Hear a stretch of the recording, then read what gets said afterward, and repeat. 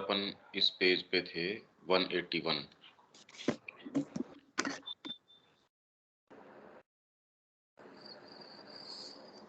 और वे सफल रहते हैं, ये है ना, कितने ही लोग हैं जिनमें धार्मिक श्रद्धा है और धार्मिक भाव है।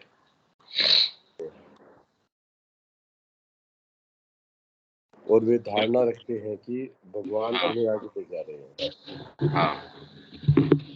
तो ये यहाँ पर जहाँ पर ये ऐसे लग रहा था कि डाइवर्जन आ रहा था कल, मेरे को पता नहीं, तो उसका ये कनेक्शन तो यहाँ पर बैठ रहा है ना कि वो धारणा रखते हैं कि उन्हें भगवान आगे ले जा रहे हैं। अब सेकंड लाइन में आ रहा है पूर्ण रूप से यह धारणा रखते हैं, और तो धारणा के अलावा वो रख भी क्या सकते हैं।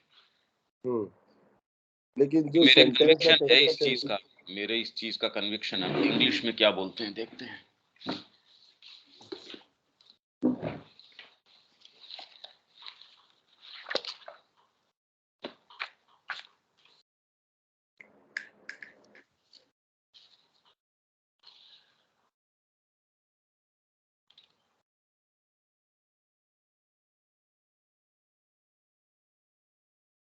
When they fully imagine that their God is leading them. हाँ, इमेजिन कल्पना करते हैं, धारणा नहीं। When they fully imagine that their God is leading them. हम भी इमेजिन ही कर रहे हैं वैसे तो, कि माता जी हमको लेके चल रही है। हाँ, लेकिन जब ये बात ऐसे थी कि भाई आगे ले जा रहे हैं, तब भी वस्तुतः अपने हृदय के, मतलब कि वो वैसे भगवान लेके नहीं जा रहे हैं, लेकिन वो धारणा रखते हैं कि वो ले जा रहे हैं। मतलब ऐसा हुआ ना इसका सेंस तो। जब वे पूर्ण रूप से ये मानते हैं, या जो कल्पना करते हैं या धारणा करते हैं, मतलब कोई जो भी, कि उनके भगवान उन्हें आगे लेके जा रहे हैं, तब भी ऐसे में भी जो व्यक्ति ये कह रहा है कि मेरे को तो भगवान ही गाइड कर रहे हैं, वो ही मूव कर रहे हैं, तब आपको मुझे लगता है आपको पूरी तरीके से, तब भी आपके ये भाग हैं जो वास्तव में आपको मूव कर रहे हैं, आपको ड्राइव कर रहे हैं। और इसमें जोरदार बात ये है कि और वे सफल रहते हैं, क्योंकि भगवान उनका मार्गदर्शन कर रहे होते हैं। हाँ, अब ये लाइन यहाँ पर चेंज हो गई ना कि भाई पहली लाइन में तो ये लग रहा है कि मतलब कि वो वस्तुतः अपने हृदय के आवेगों को ही फॉलो कर रहे हैं, भगवान को फॉलो नहीं कर रहे, खाली वो कल्पना कर रहे हैं कि फॉलो करने की पूरी तरह से। और परंतु तब भी भगवान ही उनका मार्गदर्शन होते हैं, और ये मार्ग उन्होंने चुना है, उनके लिए सर्वश्रेष्ठ है। एक तो ये बात होगी। फिर आता है कि फिर भी यह उनका अपना भगवान होता है, वैसे भगवान नहीं होता जैसे नास्तिक मानते हैं कि उन्होंने अपने ख्याली पुलाव में भगवान बना लिया। नास्तिक लोग कहते हैं कि भाई तुम जिसको राम मान रहे हो, राम रूम ऐसे कोई चीज नहीं है, कुछ ऐसा नहीं है, नास्तिक जैसा मानते हैं वैसा उनका भगवान नहीं। लेकिन ऐसे रूप में ये भगवान है जो स्वयं को उस रूप में बना लेते हैं जिस रूप में ये यथा माम प्रपद्यन्ते ताम तथैव भजाम्यहम् में, हम वो वाली बात है, वो वाली बात आएगी। जैसे जो दास का रूप समझता है उसके लिए वो मालिक बन जाता है, जो सखा समझता है उसके लिए वो बन जाता है, जो पति लिए वो बन जाता है, उस सेंस के अंदर वो भगवान पर ये मूलभूत बात है भाई। हाँ, ये फंडामेंटल बात है, ये फंडामेंटल। ये हम अगर कह दें कि हम तो माँ के निहित है, हमको ये हो गया, तो भी यही चीज होती है। हम आस्तिक होने के बाद भी, नास्तिक शब्द छोड़ दीजिए, हम आस्तिक होने के बावजूद ऐसे व्यवहार करते हैं कि भगवान है ही नहीं, माँ है ही नहीं। इसलिए नास्तिक की तो बेचारे की इतनी समस्या नहीं है, नास्तिक हमसे क्लीन है। भी वो कह रहा है ऐसी सत्ता नहीं है, तो इसलिए वो उसके साथ व्यवहार न करे, तो इसमें बुरी बात भी क्या है। और हम एक तरफ कह रहे हैं कि माँ की कृपा ही एकमात्र सर्वोपरि है, और फिर बाद में हमारे एक्शंस उस चीज को बताते नहीं। भाई हमारे एक्शंस इस चीज को रिफ्लेक्ट नहीं करते कि माँ है भी, या उसके निहित जीवन जिया जा सकता है, अपने आप को उसके ऊपर छोड़ा जा सकता है। हमारा जीवन इस चीज को रिफ्लेक्ट नहीं करता, तो नास्तिक बैठे रहे उस तरीके से आस्तिक से। ये एक बहुत और ज्यादा गहरी बात है इसके लिए। जैसे नास्तिक मानते हैं उस रूप में नहीं कि भगवान को उन लोगों ने अपने स्वरूप के अनुसार गढ़ लिया है। इनफैक्ट इससे पीछे की ये बात है कि आपके यदि कोई कल्पना भी आ रही है, जैसे आप गणेश का रूप की कल्पना आई या कोई और है, तो माँ कह रही है वो भी उन्हीं के प्रभाव के कारण आपके वो कल्पना आ रही है। अपने आप में आप सोचो कि आप बैठे हो और यूं आप कल्पना कर रहे हो, कल्पना भी अपने आप में किसी चीज का, किसी स्थान का वजूद है, तो आपको कल्पना आ रही है उसकी। पर ये वाली बात तो कैसे समझ में आए जब तक कि अनुभव न हो व्यक्ति को। तो इसलिए उनका अपना भगवान होता है ये। परंतु इस रूप में कि ये ऐसे भगवान है जो स्वयं को उस रूप में बना लेते हैं जिस रूप में वे लोग पसंद करते हैं, उस रूप में जो उनकी प्रकृति या उनके विकास के सर्वाधिक उपयुक्त हो, विकास के अनुसार सर्वाधिक उपयुक्त हो। अरे ये धार्मिक लोगों की बात छोड़िए, साधना के अंदर व्यक्ति आता है, उसके अंदर श्री अरविंद ने कहा आपने अपनी एक साइकोलॉजिकल माँ को स्थापित कर दिया। जो भौतिक माँ है, आपको पता है वहां आपके कहीं ना कहीं थोड़ा सा दुराव छिपाव रहता है, उससे पूछे ना पूछें वो आपको कड़वा जवाब भी दे देती है। आपकी जो साइकोलॉजिकल माँ है उससे जब आप प्रश्न पूछते हो वो आपको बड़े प्रेम से कंड्यूसिवली जवाब देती है, नहीं तू अब क्या कर सकता है, या देख तू रेजोल्यूशन लेता है पर तेरा पूरा नहीं होता, इनसिंसियरिटी है। तो माँ आपको डांट भी देती है, आपको प्रेम से समझा भी देती है, पर आपका वो ढर्रा नहीं तोड़ती। वो जो साइकोलॉजिकल माँ है वो आप प्रेम से उसके साथ इंटरेक्ट भी करते हैं, आपको सारी भैया इस साइकोलॉजिकल माँ क्या है, इसको फिर से थोड़ा समझाइए तो। हाँ यही होता है हमारे। भौतिक माँ तो आप बोले जो जन्म देने वाली माँ है वो नहीं भौतिक वो माँ नहीं, हुई। वो नहीं कह रहा मैं। आश्रम के अंदर जब साधक गए थे तो माताजी भौतिक रूप से उपस्थित डिवाइन थी, मदर को माँ। तो उस समय लोग कहते थे कि ये जो माँ सामने है ये तो बड़ा स्ट्रिक्ट है। माँ तो बहुत स्ट्रिक्ट थी, जगदम्बा थी, वो तो छोटी छोटी चीज के अंदर एकदम परफेक्शन था उनके। इतनी बजे प्रणाम के लिए आना है, नहीं इसके अंदर तुम्हारी मन की फैंसीज नहीं चलेगी। तो श्री अरविंद ने द मदर के अंदर लेटर्स के अंदर है एक कि हर व्यक्ति ने अपनी अपनी एक साइकोलॉजिकल माँ का गठन कर रखा है, अभी भी हमने कर रखा है। हमको माँ की वाणी सुनाई देती, कितने लोग हैं जो कह रहे हैं हमको माँ की वाणी सुनाई देती है, माँ की प्रेरणा प्राप्त होती है, और उसके अंदर उनके जिस तरीके का उनका जीवन है जो स्पष्टता, यदि वो अपने आप को देख पाते तो वो ये देख पाते कि वो जो एक कहते हैं आदर्श जिसकी बात करते हैं उनका जीवन उससे बिल्कुल विपरीत है। तो कैसे कर पाते हैं वो, क्योंकि साइकोलॉजी के अंदर डेफिनेटली कोई एक इस तरीके का ब्लॉकेज है, इस तरीके का अंधकार है, जबकि मानसिकता तो व्यक्ति के है ही। तो माइंड किस तरीके से जस्टिफाई करता है उसके अपने कामों को,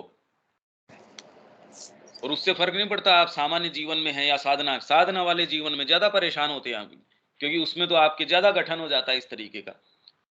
सामान्य जीवन के अंदर तो जो जनरल पब्लिक है वो आपको चेक कर लेती है, या आपकी और जो चीजें हैं वो आपको चेक कर लेती हैं। साधना में जीवन के अंदर तो आपके लिए ये ओपन हो जाती है, ये सारी की सारी चीजें। यहाँ ज्यादा धोखा होता है। आप ऐसी चीजों का आपको सिद्धियां प्राप्त हो जाती है, आपको अनुभव प्राप्त हो जाते हैं, आपको सारी चीजें प्राप्त हो जाती है, और वास्तव में आप एक कदम नहीं चले हो। अब ये बताए कौन, और बताए तो स्वीकार कौन करे।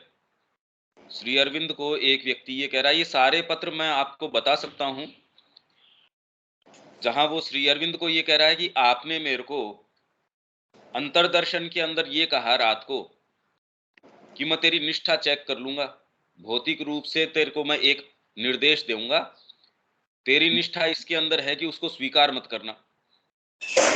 अब बताओ आपके लिए क्या आधार रह गया कि आप श्री अरविंद को प्रणाम करने जाओ, वो आपको कोई निर्देश दें, आप उनको ये कहें कि नहीं सर आपने तो मेरे को कल रात को ये कह दिया था कि तेरे को मैं जो कहूं सुबह वो चीज को स्वीकार नहीं करना। अब आपके पास क्या आधार रह गया ये बताइए। तो वहां भौतिक रूप में उपस्थित होकर डायरेक्ट आपको जब वो कह रहे हैं, इंस्ट्रक्शंस दे रहे हैं, उसमें अगर किंतु परंतु हो सकती है तो यहां तो सीधी सीधी किंतु परंतु है।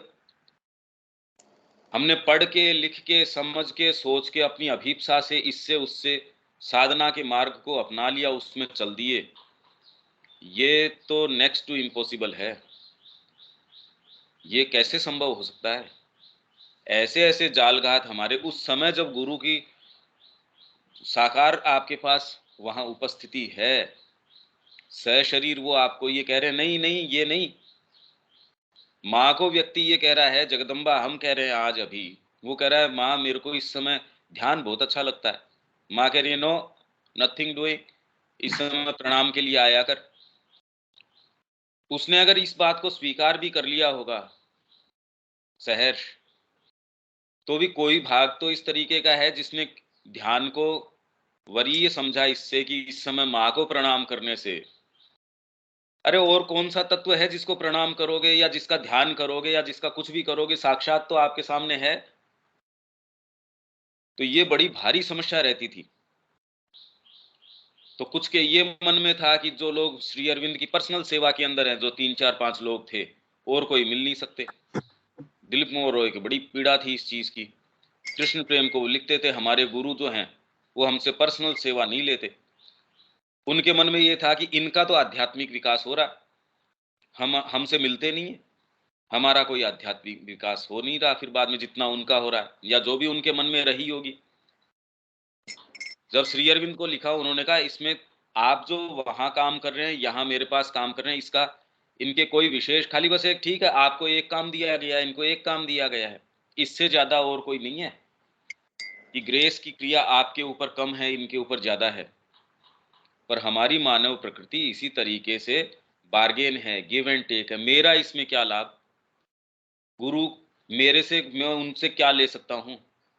समर्पण के अंदर भी मैं समर्पण कर दूं वाली बात नहीं है। अगर बारीकी से देखेंगे, मैं माँ से कितना समर्पण करवा लूं अपने लिए, मैंने अपने आप को पूर्ण रूप से उनको दिया है का मतलब ये है कि मेरी करेंसी है ये, जिसको मैं भक्ति बोलता हूं, प्रेम बोलता हूं, ये मैंने करेंसी दी। तो अब इतने का मेरे को राइट बनता है, जैसे होटल में जाके ये पैकेज मैंने लिया है, मैंने ये वाली चीज बुक करी, ये वाला सूट मिलना चाहिए मेरे को, इसमें ये पैकेज मिलना चाहिए। तो मैंने अपने परिवार को छोड़ दिया, ये सारी चीजें छोड़ दी, तो मेरे को ये चीजें तो निश्चित मिलनी ही चाहिए। तो व्यक्ति अपने तरीके से भगवान को गढ़ लेता है, ये गठन कर लेता है। इसको ब्रेक कर पाना ये लगभग असंभव है ये, क्योंकि आपकी सेल्फ विल जाती नहीं अंत तक। अभी हमारे सामने तो समस्या पदार्पण की चल रही है, सेल्फ विल तो बाद की बात हो गई। अभी तो इस मार्ग में बातें हम कर रहे हैं, पदार्पण के लिए तैयार नहीं है। तो अभी तो रास्ता बड़ा लंबा है, और लेने के बाद भी कोई सहज हो नहीं जाता, उसके बाद और ज्यादा समस्याएं भारी हो जाती हैं। अभी तो कम से कम स्पष्ट तो नजर आ रहा है, बाद में जिन चीजों से डील करना पड़ता है वो और ज्यादा सूक्ष्म होती जाती हैं और गंभीर होती जाती हैं। उनको पकड़ो भी कैसे भाई, आपको ये माँ की विल है, हो भी सकती है, और आपकी अपनी महत्वाकांक्षा है। अब दोनों के बीच में एक बड़ी फाइन लाइन है। बार बार आप प्रश्न करोगे तो आपका काम है वो इफेक्टिव नहीं रहेगा। कई ऐसे निर्णय हैं आप साधना के अंदर, ये तो है नहीं कि एक ढर्रा है उसी के ऊपर चल रहे हैं। आपसे यदि माँ वास्तव में कुछ करवाना चाहती है, जैसे अर्जुन से भगवान ने करवाया, उस समय वो आपकी सारी प्रकृति को अपने तरीके से काम में ले लेंगे। ये जब मूवमेंट आने शुरू होते हैं, आपका जो फ्रेमवर्क है वो डगमगा जाता है, उसके पास आधार नहीं होता। एकमात्र आधार है आपकी सिंसियरिटी, आपने कितना वाइड समर्पण किया है उसका, बस। तो हमारे इश्यू चेंज हो जाते हैं फिर। तो ये कहने, जिस भी तरीके से मनुष्य मेरे पास आते हैं उसी रूप में मैं उनसे प्रेम करता हूं और उनका आलिंगन करता हूं। पर इसमें सबसे मूल बात यह है कि जिस भी रूप में मेरे पास आते हैं, उनके पास सारे भाव, बैर भाव लेके भी जा रहे हो, पर अनन्य रूप से आपने कहा कि बैर भाव लेके भगवान के पास यदि बैरी के भाव से भी कोई गया है, तो कह रहे ऐसा उद्धार आपने कंस का किया, ऐसा तो योगियों का ही नहीं होता, कहा नहीं होता। पूतना का जिस तरीके का आपने उद्धार किया है, ये तो सामान्य व्यक्ति का, सामान्य क्या जो ये इसके अंदर मार्ग में चल रहे हैं उनका भी कहा, बिल्कुल ठीक बात है। पार्षद हैं ये भगवान के। तो हमको ये बताया जा रहा है कि जिस भी भाव से आप जाते हैं वो ही सही है, पर आप चलिए जिस भी तरीके से चले। और इनिशियली आपको इसके अंदर ये कह रहे हैं आपको सफलता भी मिल जाती है, और वे सफल रहते हैं जिस भी तरीके से। और इसके अंदर मैंने एक दूसरी भी बात कही थी कि यदि असफल रहते हैं उसका क्या अर्थ है, हम ये कहें भी सफल रहते हैं। मैंने भगवान से ये कहा कि मेरे ये पुत्र का जो है ये चीज हो जाए, मेरी अपनी ये नौकरी लग जाए, और इसके लिए मैं मंदिर में ये काम करूंगा, मैं भगवान ये करूंगा, तो हो सकता है ये आपकी सफल हो जाए और आपका इतना उसके अंदर निष्ठा आ जाए। पर जब एक बार आप इस मार्ग में थोड़े से पग चुके हो, तब भगवान ये है कि भाई भाई आपका किसी से प्रेम है, वो जब तक आपको पैसे दे रहा है तब तक प्रेम है, तो ये तो हम मानवीय रूप से भी समझते हैं कि भाई इसका तो फिर प्रेम से नहीं है, ये तो स्वार्थ है। शुरू में तो मेरा आपसे संपर्क नहीं है, तो किन्हीं माध्यमों से, किसी किसी साधनों से हमारी बातचीत है, समय व्यतीत कर रहे हैं। बाद में एक इतनी अंतरंगता, इतनी घनिष्ठता हो गई, फिर हम कह रहे हैं कि मेरे को, मैं आपसे मुक्त रूप से आपको डांट भी सकता हूं, आप मेरे को कुछ कड़वी बातें भी कह सकते हैं। तो वैसे ही फिर बाद में यदि ये एक बार स्थापित हो गया, आप कह रहे हैं भी हाँ मैं इस सत्ता को, भगवान की सत्ता को स्वीकार करता हूं, अब वो आपसे ये है कि वो वास्तव में आपके समर्पण को, आपकी बात को सीरियसली ले रहे हैं, तो अब आपको सफल नहीं करेंगे आपकी प्रोपेंसिटीज के अंदर, फिर वो आपके सामने असफलता लेके आएंगे। इसका मतलब ये है कि आपके कॉन्सिक्रेशन को, आपकी बात को उन्होंने सीरियसली लिया है। अगर वो सीरियसली नहीं ले रहे, तो वो वैसे ही है जैसे एक सामान्य व्यक्ति से आप एक एक तटस्थ तरीके से, पर उससे एटिकेट से बात करते हो। अंतरंग व्यक्ति है, उसके आप साथ आप उसको जो कहना, कड़वी भी बात कह सकते हो, और वो जानता है कि इसका क्या मतलब है। इसलिए आध्यात्मिकता में जो अंतरंग व्यक्ति है, जनरली जो किताबें छपती हैं, वो तो एक जनरल तरीके की है, ये करना चाहिए, ये करना चाहिए। रामकृष्ण जी के भी जो अंतरंग भक्त हैं, उनको जो वो बताते थे, वो बातें जो सामान्य शिक्षा है, बिल्कुल अलग होती थी। तो ये पूरी बातें जो हम ये पढ़ रहे हैं, जिस भी तरीके से आप उसकी ओर चलते हैं, सारा प्रयास इसी का है, सारा टोटल प्रयास इसका है, आप जिस भी अवस्था में हैं उससे कम से कम उसकी ओर चलें। और इसके अलग अलग आयाम बता रखे हैं। इसका एक योग तरीका है, ओकल्टिज्म इसका तरीका है, स्पिरिचुअल एक्सपीरियंस इसका तरीका है। ये सारे मार्ग हैं। हालांकि अनुभव जो है, वो रेवलेशन है, वो सर्वोपरि है। वो होने के बाद फिर औरों की कोई आवश्यकता नहीं रहती। यह एक अगाध गहराई की बात है, जिसमें भगवान और धर्म के सत्य का संपूर्ण बीज निहित है। आखिरकार केवल इसी तरीके से सीमित का निरपेक्ष से मिलाप हो सकता है। ऐसे ही मिल सकते हो आप उसकी छवि को गढ़ कैसे सकते हो पूरा? आप माँ से प्रेम कर सकते हो, आप माँ के तत्व के और नजदीक जा सकते हो, इनफैक्ट वो बन सकते हो, जान नहीं सकते, आप उसको डिफाइन नहीं कर सकते। इसीलिए श्री अरविंद कह रहे हैं कि मोस्ट वास्ट इंटेलिजेंस, वो भी उनकी क्रिया को फॉलो नहीं कर सकती, उनका अनुसरण, कि माँ की क्रिया क्या है, जगदम्बा की क्रिया क्या है, हम समझ नहीं सकते। बुद्धि क्या समझेगी उस चीज को? बुद्धि नहीं समझ सकती। तो ये अप्रोचेज हैं जो लिमिटेड, हम जो हैं उसका निरपेक्ष के साथ मिलाप है। ये इस तरीके से हम उसके पास चलते हैं। कोई भी भाव लेके वो सारे ही अनुमत हैं, मतलब एडमिटेड हैं वो सारे के सारे, उनको स्वीकार किया जाता है भारतीय संस्कृति में। आप उसको पत्नी भाव में मानिए, आप मित्रवत मानिए, आप उसको शत्रु मानिए, आप किसी भी भाव से उसके पास जा सकते हैं। जिसकी अपनी एक प्रकृति या धर्म है, उस जीव का उससे मिलन हो सकता है जो प्रकृति या धर्म की सीमाओं से परे है। सीमित जो है, जिसकी अपनी एक प्रकृति या धर्म है, आपकी एक प्रकृति है, आपका एक सर्टेन तरीके का वर्ण है, आपकी जो भी इस समय जो जो एक व्यवस्था है, जो एक संरचना है, आपका एक धर्म है। उस जीव का उससे मिलन हो सकता है जो प्रकृति या धर्म की सभी सीमाओं से परे है। और यदि वो सीमाओं के अंदर आ भी जा रहा है, इनफैक्ट वो हमको लगता है कि हम उससे इंटरेक्ट कर सकें।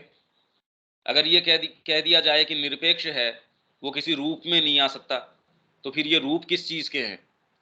हम उससे संबंध स्थापित कर ही कैसे सकते हैं?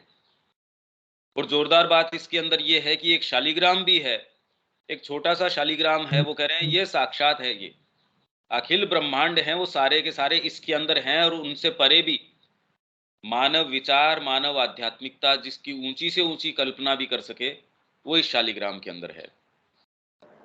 आपका बड़े से बड़ा निरपेक्ष है, ब्रह्म है, वो इसके अंदर विराजमान है, इस शालिग्राम के अंदर।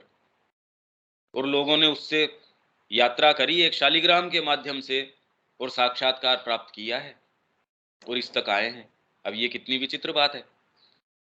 किसी व्यक्ति के अंदर दिखना तो कोई बड़ी बात नहीं है। एक शालिग्राम जो है, एक मूर्ति, एक छोटा सा, जिसकी कोई शेप नहीं, कोई और चीज नहीं, उसके अंदर से भी आप इसके साथ संपर्क साध सकते हैं, साधा है लोगों ने। जो भी उसकी निष्ठापूर्वक सेवा कर रहा है, उनसे पूछिए, कहीं न कहीं जीवन में किसी स्तर पे उनका उसके साथ, आप कह देते हैं ये तो भावनात्मक है, अरे आपका ही तो अंग है भावना भी। आपका विचार है, भावना है, आपकी कल्पना है, हमारी एस्पिरेशन है, ये जितनी भी चीज़ें हमारा ही तो अंग है। अगर हम अपनी ही पूरी सत्ता से इनको अगर दरकिनार करके कह देते हैं कि नहीं, तो फिर हम अपनी ही सत्ता को छोटा कर रहे हैं, न्यून बना रहे हैं। आत्मा के भगवान के साथ मिलन होने के बाद, पर वह तो एक दूसरा विषय है। उनके मिलन कक्ष के सभी रहस्यों के बारे में बताया नहीं जा सकता है। अब इसमें 2 चीज़ें हैं, जो ये अपना टेक्स्ट है, जिस भी तरीके से मनुष्य मेरे पास आते हैं, इसके ऊपर एक जो चीज़ मैं बता रहा था कि असफल होते हैं, इसमें जो एक बात आई कि सफल होते हैं, इसके अंदर माँ का एक आया है,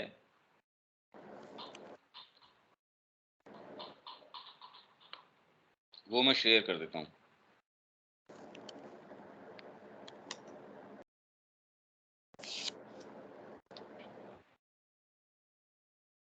कि कहाँ कौन सी चीज़ ये लागू होती है, कैसे हम इसको रिज़ॉल्व करें, ये फिर इंडिविजुअल्स के ऊपर है, आपके अपने ऊपर है, हम इसको यथास्थान कैसे रखें, इसका सिंथेसिस कैसे बनाएं।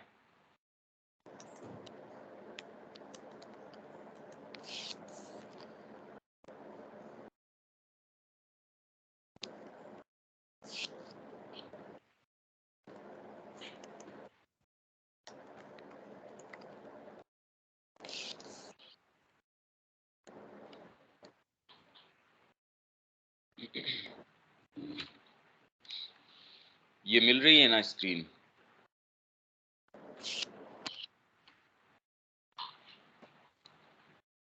हेलो, हाँ, स्क्रीन मिल रही है?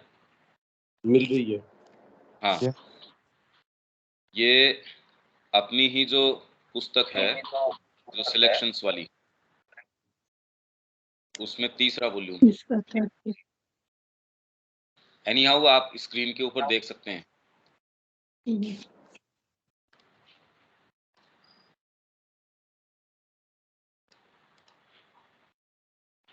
अब इसके अंदर है कि one creates one's own atmosphere. Topic इसके अंदर टाइटल अलग है, पर हमारे इसके अंदर उद्देश्य का अभी वर्तमान परिप्रेक्ष्य के अंदर क्या है वो आप देख लीजिए। The inner law, the truth of the being is the divine presence in every human being, which should be the master and guide of our life. आंतरिक विधान और सत्ता का सत्य जो है, वो हमारे human, in every human being, उसमें निहित जो डिवाइन प्रेजेंस है, वो ही हमारा मास्टर और हमारा गाइड होना चाहिए जीवन का। वो हमारा गाइड होना चाहिए, वो जो हमारी भागवत उपस्थिति है। और जब तक हम सचेतन नहीं होते, इस तरीके से मानो वो उपस्थिति हमारे जाने अनजाने ही चीज़ों को इस अवस्था तक लेके आ रही है कि हम सचेतन रूप से उसको, उस उपस्थिति को स्वीकार करें। तो उसमें ये कह रहे हैं कि भगवान उनको गाइड कर रहे होते हैं। ऐसे लोग हैं जो ये कल्पना करते हैं कि वो भगवान का काम कर रहे हैं। मैं तो कह रहा हूँ, अगर ये कल्पना न भी कर रहे, वो कर रहे हैं, वो तो एक अलग बात है। नहीं कर रहे, उनके साथ भी ये है कि समहाउ कोई चीज़ है जो उनको यहाँ इस स्तर तक लेके आ रही है कि कॉन्शियसली इसके अंदर आ पाएँ। क्योंकि ये व्यक्ति के ऊपर नहीं है, ये तो आत्मा स्वयं विराजमान है, वो अपनी चीज़ के ऊपर तो आएगी ही। When you acquire the habit of listening to this inner law, when you obey it, follow it, try more and more to let it guide your life, you create around you an atmosphere of truth and peace and harmony, which naturally reacts upon circumstances and forms. अब ये जो वो धार्मिक जो भाव या वो चीज़ थी, उससे बिल्कुल अलग चीज़ है ये। ये जब आंतरिक विधान की आप सुनने की आदत डाल लेते हैं, उसकी आज्ञा पालन करते हैं, उसका अनुसरण करते हैं और अधिकाधिक ये प्रयास करते हैं कि वो आपके जीवन का मार्गदर्शन करे, तब क्या होता है? You create around you an atmosphere of truth and peace and harmony. यदि ये आंतरिक विधान को सुनने की आपने आदत नहीं डाली है और अभी उसी के अंदर गड़मड़ कर रहे हैं, तो इसीलिए ये चीज़ नहीं हो पाती, ये एटमॉस्फेयर क्रिएट नहीं हो पाता। which naturally reacts upon circumstances and forms, so to say the atmosphere in which you live. यदि आप सच्चे हैं, इस आंतरिक विधान की सुन रहे हैं, आप देर सवेर पाएंगे आप ऐसे लोगों के संपर्क में आ जाएंगे, आप ऐसे क्रियाकलाप में आ जाएंगे, आप व्यक्तियों, एटमॉस्फेयर, चीज़ों, सारी ऐसी चीज़ों के संपर्क में या उनके बीच में अपने आप को पाएंगे जो आपके इस आंतरिक विधान के अनुरूप होंगे, उनके अनुकूल होंगे।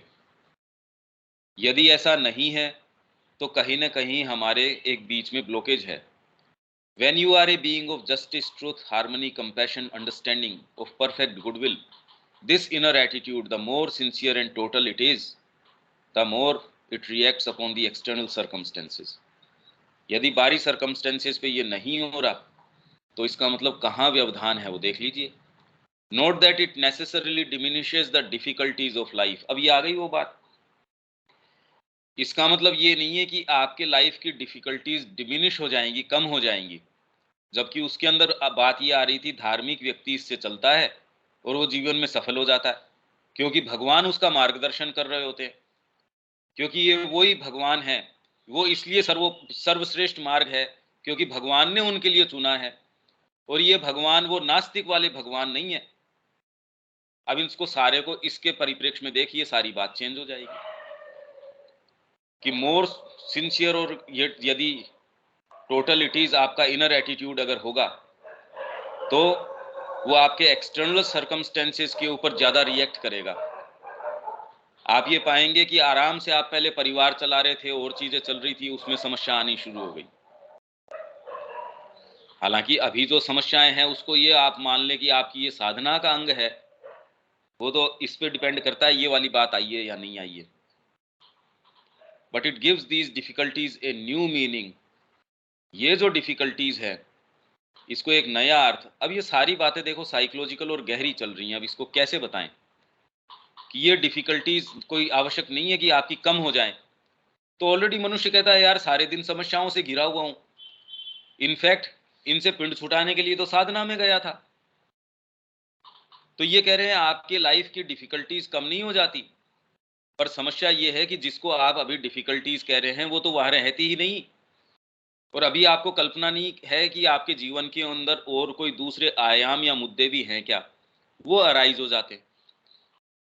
जैसे पाशविक चेतना के अंदर, पशु की चेतना के अंदर मनुष्य के साथ आने वाली जो चीजें हैं, उसकी जो पॉसिबिलिटीज हैं, उसकी जटिलताएं हैं। इस समस्याएं वास्तव में क्या है कि वो अपने यथास्थान नहीं है, चीजें जटिलता इतनी है, वो एक डिफिकल्टी हो गई।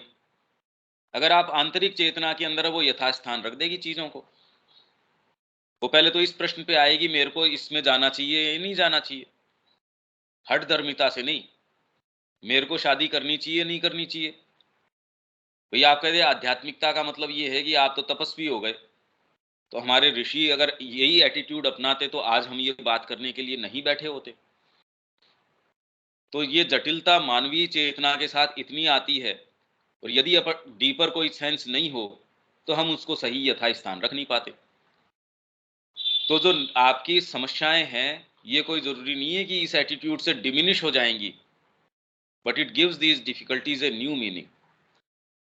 अब संगीत जो सीख रहा है उसके लिए एक नया आयाम खुल जाता है, जिसने संगीत का कोई है ही नहीं, उसके लिए क्या है उसकी, जिसके अंदर एक जुनून है भाई चलेंगे माउंट एवरेस्ट के ऊपर चढ़ेंगे। एक सामान्य व्यक्ति है वो गया यार जबरदस्ती परेशानी के अंदर पड़ रहा है, अच्छा भला बैठा था वहां जाके पांव तुड़वा लिया, मर और गया वहां जाके। बताओ अब पीछे परिवार ये ऐसा है, ये मतलब वो सारी आपकी बातें कहेगा, पर वो ये समझ नहीं पाता कि आप में यदि ये ललक है, वो अपना सेल्फ एक्सप्रेशन चाहती है, आप उसको नहीं रोक सकते, दरकिनार नहीं कर सकते, तो ये स्वरूप चेंज हो जाता है। यही बात हम देख रहे हैं समाज के अंदर, लोग चाहते हैं हम इसको शिक्षा अच्छी ले आए, चिकित्सा अच्छी ले आए, ये समझ नहीं पा रहे कि आपके लेयर्स अलग तरीके के हैं, उनकी डिफिकल्टीज अपने तरीके की है। तो इन डिफिकल्टीज का नया मीनिंग आ जाता है, and that allows you to face them with a new strength and a new wisdom. ये अब सारा स्वरूप चेंज हो गया। वहां जो बात चल रही थी और यहाँ बात चल रही है, इसमें पूरा शिफ्ट है। Whereas the man, the human being who follows his impulses, who obeys his desires, who has no time for scruples, ये शब्द मैंने काम में लिया था, स्क्रूपल्स नहीं है। माँ का काम कर रहे हैं, बिजनेस डीलिंग्स के अंदर हम ऐसे ऐसे गबन कर रहे हैं, ऐसे ऐसे काम कर रहे हैं। भारतीय संस्कृति की बात कर रहे हैं, हमारा जो व्यापार है क्या संस्कृति के अंदर कोई कुछ दे रहा है, उसमें कुछ इजाफा कर रहा है? Who comes to live in complete cynicism, not caring for the effect that his life has upon others, or for the more or less harmful consequences of its acts, creates for himself an atmosphere of ugliness. मेरा कुछ हो नहीं रहा, मेरे परिवार में नहीं हो रहा, अरे आपने एटमोस्फियर ऑफ अगलीनेस तैयार कर रखा है। आप बातें एक कर रहे हो पर आपका जीवन तो उसका दर्पण है नहीं। उसके अंदर मतलब आपकी जो बातें हैं, जो आदर्श जिसको आप प्रतिपादन कर रहे हो, वो नहीं रिफ्लेक्ट कर रहा। वो दर्पण तो किसी और चीज का है। अगर दर्पण में उसमें अगर आपको जो चीज नजर आती है वो देखो फिर बाद में, कि एक्चुअल में तो आप इस चीज को पोस रहे हो। तो आप अपने चारों तरफ atmosphere of ugliness, selfishness, conflict and bad will which necessarily acts more and more upon his consciousness and gives a bitterness to his life that in the end becomes a perpetual torment. ये एक सामान्य तरीका है और ये उनके साथ ज्यादा है जिनके कहीं न कहीं विभेद है मन के अंदर, क्योंकि सामान्य व्यक्ति से ये बातें ही नहीं करी जा सकती। वो तो इसी के अंदर है, तो उसको ये कहने की बात ही क्या है? भी पशु को ये कहें कि तू पाशविक चेतना के अंदर है रे, तो वो और दूसरी किस में होगा? वो तो है ही उसी स्तर के ऊपर। Of course, this does not mean that such a man will not succeed in what he undertakes, that he will not be able to possess what he desires. और यही बात जो हमने नाटक किया, श्री अरविंद का जो लिखा हुआ नाटक था हरिमोहन का, जो स्वप्न नाटक है श्री अरविंद का, उसमें उसके यही समस्या थी। हरिमोहन यही बात कर रहा है कि जिसने, ऐसे लगता है कि मैंने तो अपने पिछले जन्म में पाप ही पाप किए हों, इसीलिए श्याम सुंदर ने मेरे को इतना दरिद्र, मतलब ऐसा कैसा बनाया मेरे को। मैंने कभी किसी का कोई गलत नहीं किया, कुछ और नहीं किया, मेरे को इतना अभाव।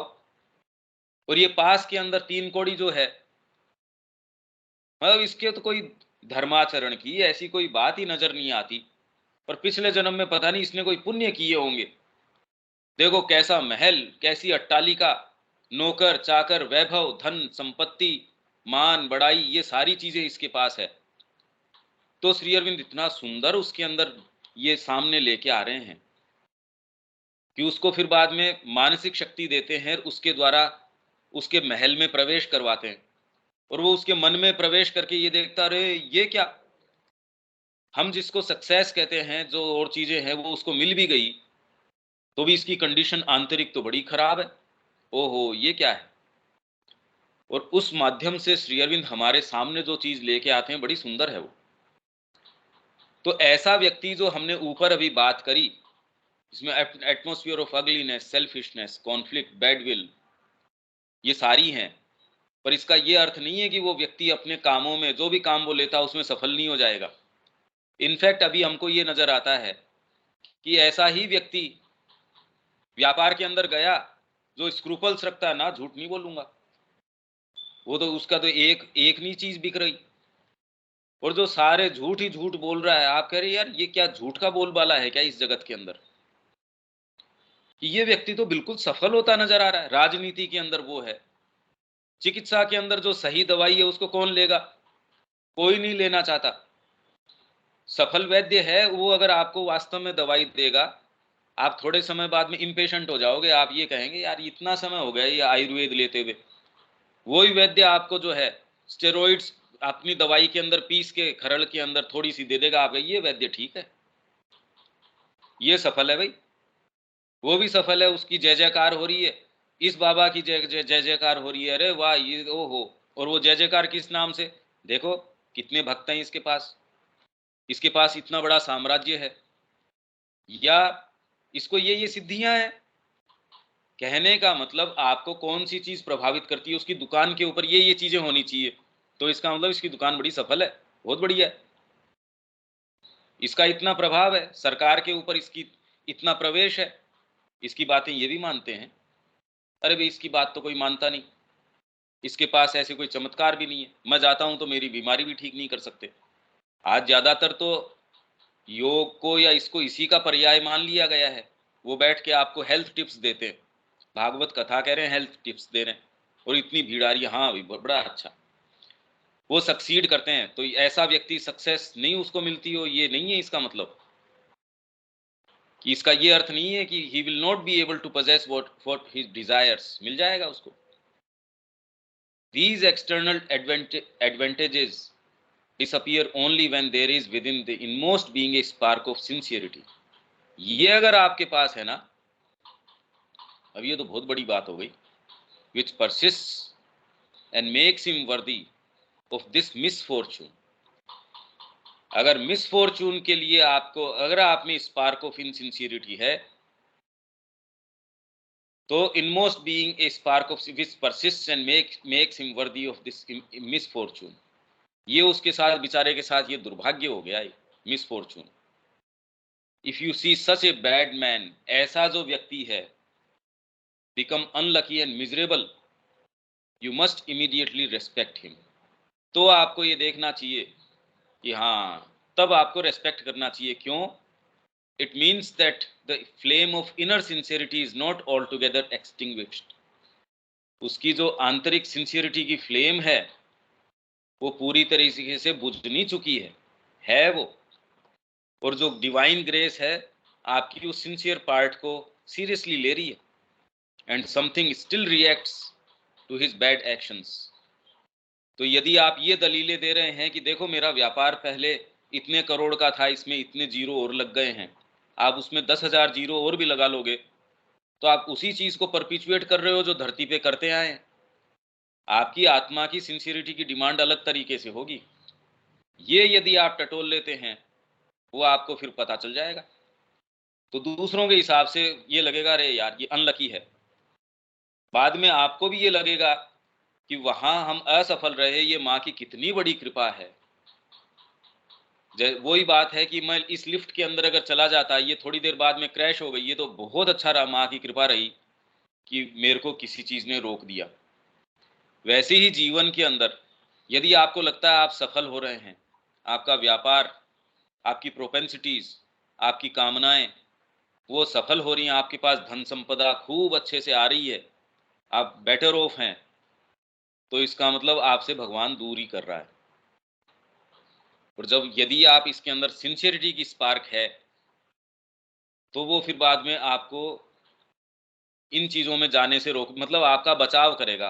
आपको लगेगा आप अनलकी या मिजरेबल रहे हैं, वो आपका बचाव कर लेगा।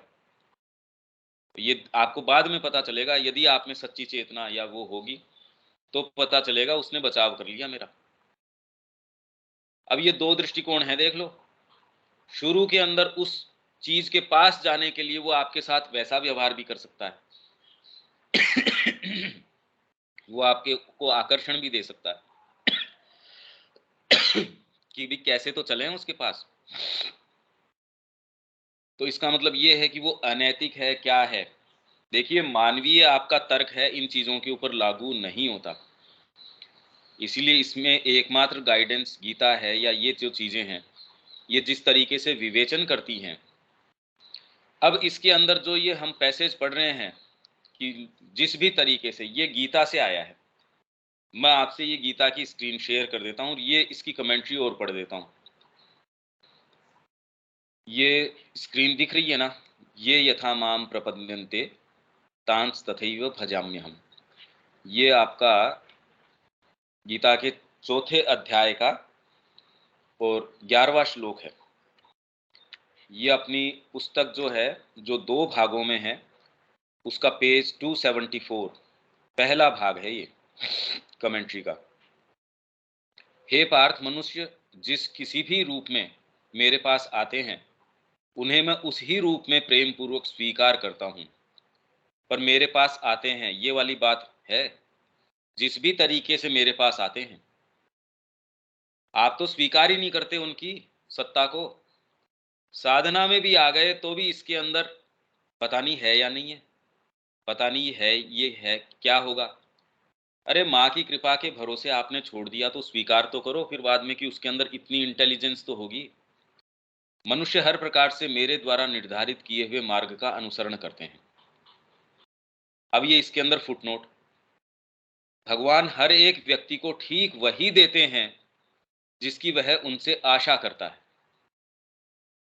अब अगर हम अपने को इस वाक्य के हिसाब से भी हम क्या आशा करते हैं?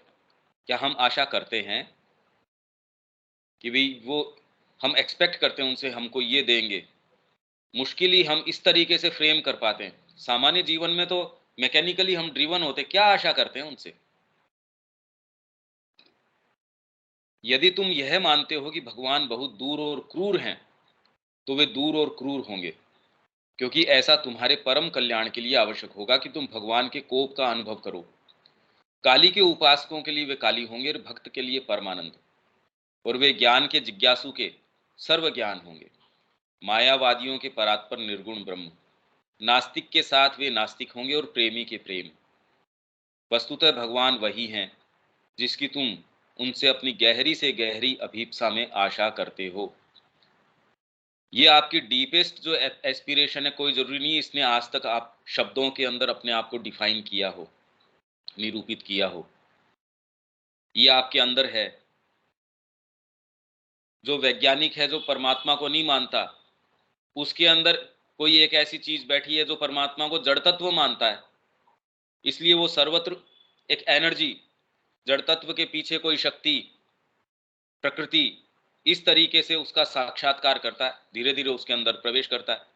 भाई परमात्मा के अलावा कोई चीज है ही नहीं, तो आप कोई भी एटीट्यूड अपनाओगे, मिलोगे तो उसी तरीके से, और उसके कोई फर्क नहीं पड़ता इससे। मायावादी कहे कि सब माया है, तो भगवान वैसा रूप धर के आ जाता है, उससे संवाद कर लेता है। और मायावादी कहता है, प्रूव कर देता है आपको अपनी बातें कि ये है भाई, भगवान को इससे फर्क नहीं पड़ता, वो आपके साथ लीला कर रहा है, क्योंकि स्वयं ही तो वो रुख अपना रहा है अपने आप के लिए। जोरदार बात तो ये है, आपकी जो डीपेस्ट एस्पिरेशन है वो भी आपके कहे में थोड़ी है, वो तो जो है सो है, इम्प्लांटेड है, वो अंदर है। मायावादी एक तरीके की, अब आपको कहें कि आप मायावादी बन जाओ, कहने से थोड़ी, कि आप में डीपेस्ट जो चीज है वो रुख है, और भगवान उसका उत्तर दे देते हैं, क्योंकि खुद खुद ही तो उन्होंने इम्प्लांट करी है, खुद ही वैसा रूप धर लेते हैं, वैसे की आपसे लीला कर लेते हैं। और जब तुम उस चेतना में प्रवेश करते हो जहां तुम सभी चीजों को एक ही दृष्टि में देखते हो, मनुष्य और भगवान के बीच संबंधों की अनंत बहुलता को देखते हो, तो तुम देखते हो कि उस अपने सभी ब्योरों सहित ये कैसा अद्भुत है। मतलब कि एक मक्खी भी देख रही है इस जगत को अपनी इंद्रियों के माध्यम से, तो और कोई दूसरा तत्व तो हो ही नहीं सकता। दूसरे कहते हैं ये माया है, श्री अरविंद कह रहे हैं नहीं माया नहीं है, ये सत्य है। पर सत्य का अनफोल्ड जो भगवान अपने अपने आप को अलग अलग चेतना के स्तरों के ऊपर केंद्रित कर लिया, मक्खी के रूप में भी अपने आप को ही देख रहा है। अगर उस चेतना से वो अपने आप को देखो कैसी दिखेगी, और उसमें कैसा आनंद है, उसका एक अपना सीक्रेट आनंद निश्चित रूप से। हाथी के रूप में जगत को कैसे देखती है, तो क्या तो आप सारे का खंडन करके परेशानी में आ जाओ, नहीं हाथी देख रहा है वो मिथ्या देख रहा है, आप देख रहे हो वो भी मिथ्या देख रहे हो, तो सारा को मिथ्या करके खंडन कर दिया आपने और तकलीफ में आ गए। दूसरी बात है अफर्मेटिव है, नहीं सारी चीजें सही है, बिल्कुल ये भी देख रहा है, परमात्मा को ही देख रहा है, और परमात्मा तत्व को पूर्ण तो देख रहा है, मधुमक्खी देख रही है वो भी पूर्ण रूप से देख रही है। तो फिर अंतर किस चीज का है, ये विवेचन लाइफ डिवाइन में आएगा। हम ये कह सकते हैं कि आनंद के अंदर आपका जितना प्रवेश है उतनी अभिव्यक्ति ज्यादा है। मनुष्यों के अंदर भी एक व्यक्ति जिसका साहित्य के अंदर प्रवेश है, तो हम ये कहते हैं कि सत्ता का, हमारे बीइंग का जितना आनंद ये ले पा रहा है दूसरा नहीं ले पा रहा। कल्टीवेशन का भी यही मतलब है कि आनंद के कौन से स्रोत पे आप जा पा रहे हो। सामान्य व्यक्ति जो है वो साहित्य है, कला है, संगीत है, और उनकी जो डीपर लेयर्स है उस पर नहीं जा पा रहा।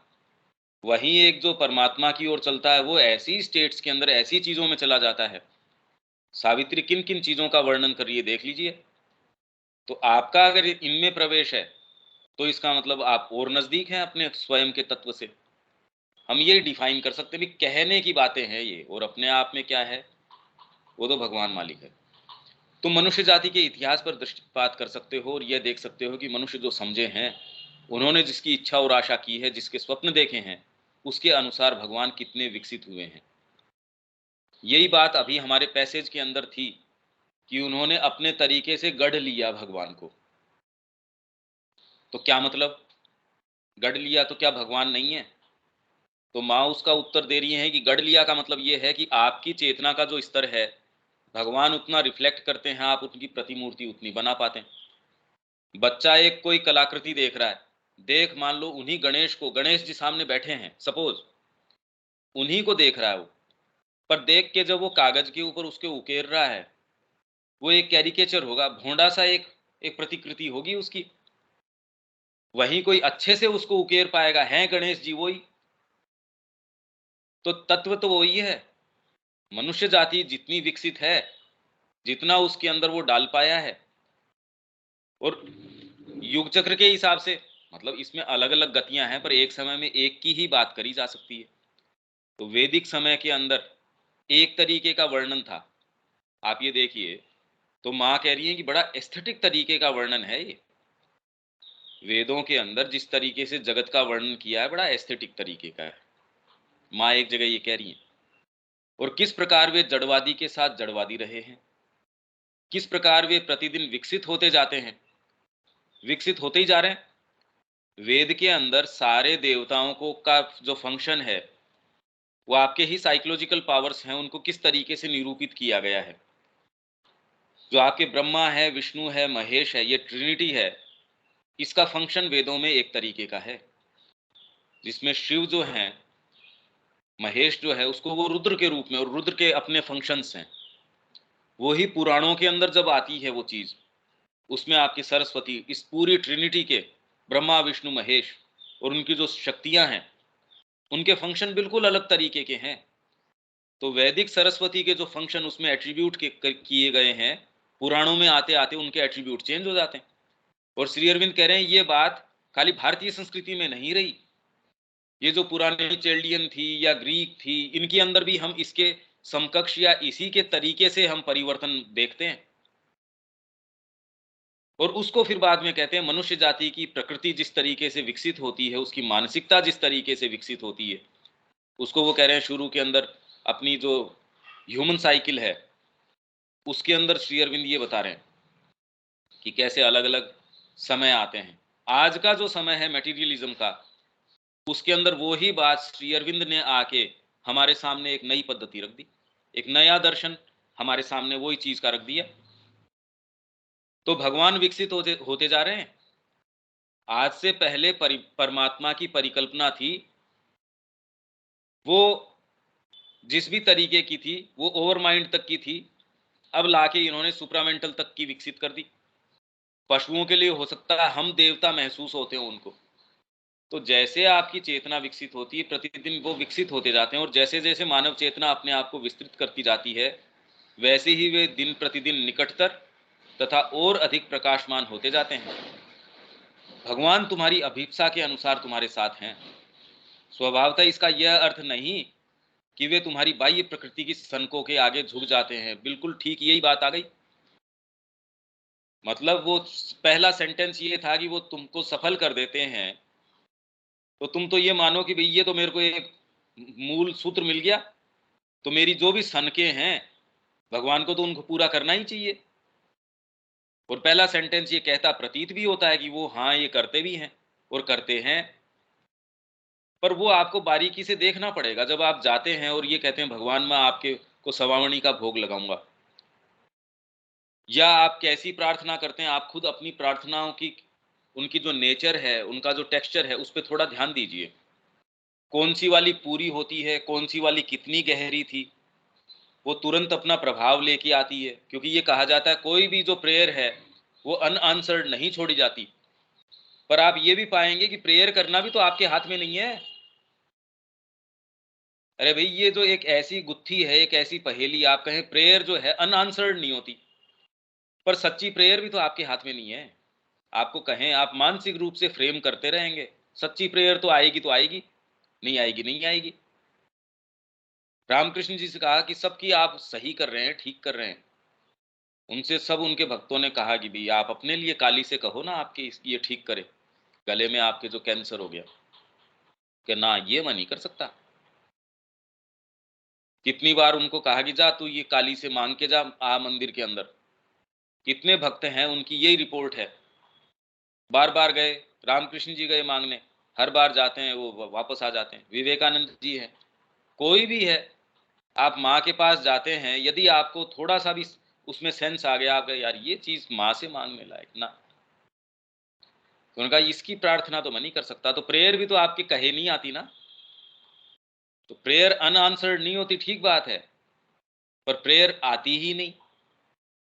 आप जिसको प्रेयर समझते हैं, वास्तविक प्रेयर्स जो हैं, आप स्वयं थोड़ा सा उसका देखिए कि उसकी प्रकृति में कितना अंतर होता है। आपके जब अंदर से वो चीज आती है, वो एक निश्चितता लेके आती है, यदि आपने कभी महसूस करी हो तो। यहां मैं तुम्हारी सत्ता के सत्य की बात कर रही हूं, माता जी का है ये पूरी प्रक्रिया जो है बहुत ज्यादा डीप साइकोलॉजी की है ये। और फिर भी कभी कभी भगवान अपने आप को तुम्हारी बाह्य अभिप्साओं के अनुसार भी गढ़ते हैं। आ गई अपनी पहली वाली बात। इस प्रकार मनोभाव, यहां तक कि बाहरी मनोवृत्ति भी बहुत महत्वपूर्ण है, पर संपर्क साधने के लिए वहां तक तो है ठीक। भाई आपको शुरू में ही कह दिया कि आपके कोई कामना नहीं होनी चाहिए, लालसा नहीं होनी चाहिए, बिल्कुल निरपेक्ष तरीके से परमात्मा की ओर चलें। अगर ये आपके लिए डिमांड कर दी जाए तो कौन परमात्मा के पास चलेगा, कितने एक जने होंगे। तो वो कह रहे हैं कोई आर्त है, तकलीफ में है, वो ढूंढता है। तकलीफ में है व्यक्ति तो चर्च में जाना शुरू कर देगा, मंदिर में। उससे पहले तो वो कहे हम नहीं मानते, हम तो नास्तिक है। जैसे ही कोई गहरी पीड़ा आएगी वो कहेगा यार इसके पास चलो, किसी ऐसे व्यक्ति के पास चलो। तो तकलीफ है, परिस्थिति है, ऐसी चीजें हैं, अच्छी भली शिक्षा दे देते हैं व्यक्ति को। लोग नहीं जानते कि श्रद्धा कितनी महत्वपूर्ण है, किस प्रकार श्रद्धा चमत्कार है, चमत्कारों की सर्जक है। यदि तुम प्रतिक्षण ऊपर उठाए जाने और भगवान की ओर खींचे जाने की आशा करो, तो वे तुम्हें उठाने आएंगे और वे वहां उपस्थित होंगे, बहुत निकट, निकटतर, अधिकाधिक निकट होंगे। तो ये सारी बातें कह दी, इसमें सारे ऑप्शंस दे दिए माँ ने, तो सारी पॉसिबिलिटीज, सारी संभावनाएं बता दी कि कई बार आपकी अपने आप को तुम्हारी बाहरी अभीप्साएं सन के नहीं, सनक है। आपके तो ये सनक आ जाए कि सारे लोग जो हैं वो, अब आप कहो कि भगवान सब जो भारत के अंदर है सब साड़ी पहनना शुरू कर दें। अब मेरे को ये बताओ कि भगवान कौन से, और दूसरा ये कहते नहीं भगवान ऐसा करो कि सारे के सारे अंग्रेजी बोलना शुरू कर दें। एक कह रहा सारे के सारे आध्यात्मिक बन जाएं, चौथा कह रहा सबको मोक्ष मिल जाए। एक जो मां श्री अरविंद की लाइन के अंदर वो कहे सब मां श्री अरविंद के भक्त बन जाएं। ये भी अपने आप में सनक ही है, क्योंकि यदि आप परमात्मा के निकट होते तो वो क्यों ये सारी चीज की व्यवस्था कर रहे हैं। इसलिए श्री अरविंद हैं, उनकी पुस्तकों से ये महसूस होता है। पहले एक चीज तो ये महसूस होती है, मानिए कि भगवान ने जो कुछ किया वो उनके वकील हैं एक तरीके से, वो सारी प्रक्रिया बता रहे हैं। यहाँ इग्नोरेंस क्यों है, यहाँ ये सफरिंग क्यों है, यहाँ इस तरीके की क्रम विकास में व्यवस्था हमको नजर आती है, इसके पीछे क्या है। तो एज इफ भगवान की सारी चीजों को वो स्पष्टीकरण दे रहे हैं। और कहीं हमको कितने भी साहित्य देख लो, और कहीं ये बात ही नहीं मिलती। तो जब आप परमात्मा के निकट जाएंगे तो धीरे धीरे पहले तो आपको उनकी वर्किंग समझ में आएगी। भाई यदि आप माँ को जानते ही नहीं और आप जाके पहले ही आक्षेप या फिर आप अपने तरीके से आश्रम का आकलन करना शुरू कर दें कि नहीं ये तो ठीक नहीं है, ये वाली चीज तो यहाँ होनी चाहिए थी। अरे पहले मूल जो विचार है, व्यक्ति है, जो उनको पूछो कि वो क्या करना चाह रहे हैं यहाँ, उसके आधार पे तो जब आप परमात्मा से जुड़ते हैं। पर इसका मतलब ये नहीं आप ये कहें कि सारी चीजें सही है। यदि आप परमात्मा की ओर चलते हैं, अभी भी हृदय एक ऐसी चीज है जो कहता था नहीं नहीं मानता मैं।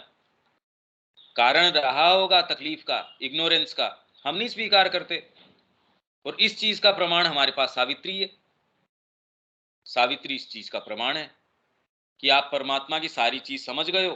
परमात्मा ने स्वयं आके भी पहले तो अश्वपति को कहा, जब उसने मांगा कि नहीं मेरे को तो मनुष्य जाति के लिए चाहिए ये सारी चीजें, तो माँ ने उसके सामने प्रकट होके फिर बाद में ये कहा नहीं नहीं ये तो तू किसके लिए मांग रहा है।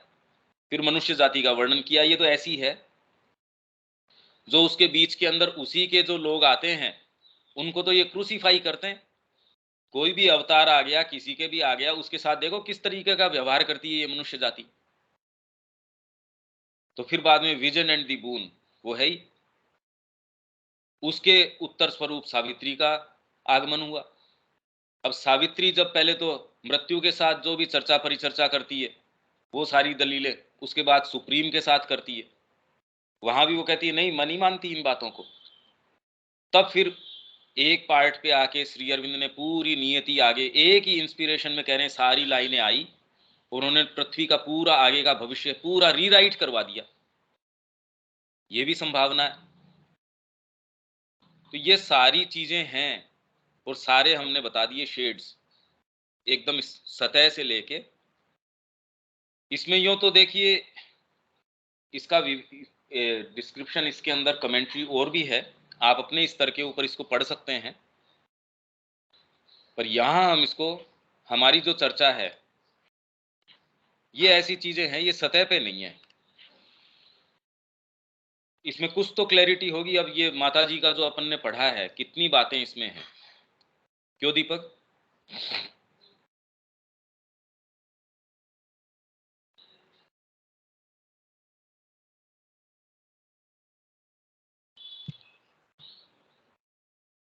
हाँ, थोड़ा सा ओवर फीडिंग हो जा रही हो पंकज।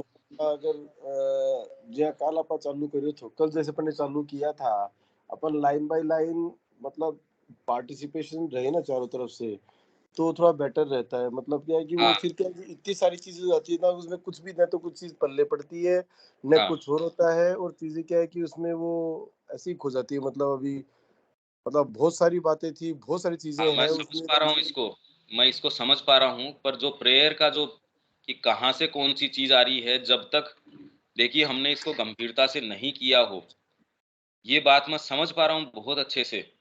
इसलिए आप इसका गहन करें, क्योंकि मैंने जब भी इसमें चर्चा में देखा है, लोग उन्हीं चीजों की रेटरिक है वो बार बार डाल के ये सोचते हैं कि यही चीज है। आपने जब तक मंथन न किया है तब तक उसका कोई उपयोग नहीं है। हम इसको अगर आप चाहेंगे कल दोबारा ले लेंगे, पर ठीक आपके है जी। वास्तव में कंटेंट होना चाहिए।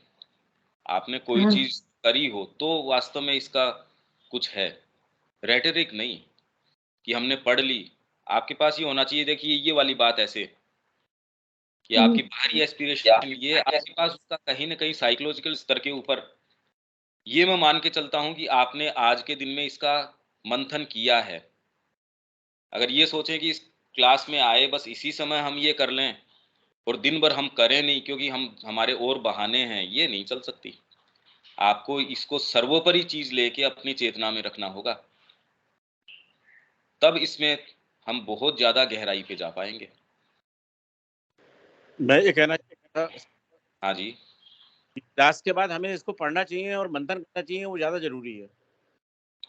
हाँ, पर जितनी गहराई से जा सकोगे। जी। प्रेयर का जैसे मैंने आपको बताया कि प्रेयर कौन सी, आप इसके बारे में चिंतन करना। कल हम इसको फिर से ले लेंगे, पर आपके पास वास्तव में इसके विषय में कुछ होना चाहिए, क्योंकि जो आगे की बातें थी कि वो व्यक्ति असफल हो जाता है, अब मैं आपसे कहूं कि इसके उदाहरण दो तो ये मिलना बड़ा मुश्किल हो जाएगा। या इसकी डीपर जो साइकोलॉजी है, कारण क्या है कि अब अभी हमारे कदम उठ नहीं पा रहे। उस फ्रेमवर्क को तोड़ के आगे मैंने अभी अगर कोई चीज नहीं देखी, मैं कहूं उसके उदाहरण दो, तो ये मेरे लिए भी गलत है आपसे ये उदाहरण मांगना, ये गलत हो जाएगा। तो यदि आपके पास कुछ होगा हम कल इसको जरूर लेते हैं, आज इसको हम छोड़ देते हैं। ठीक है? ठीक है। जय श्री।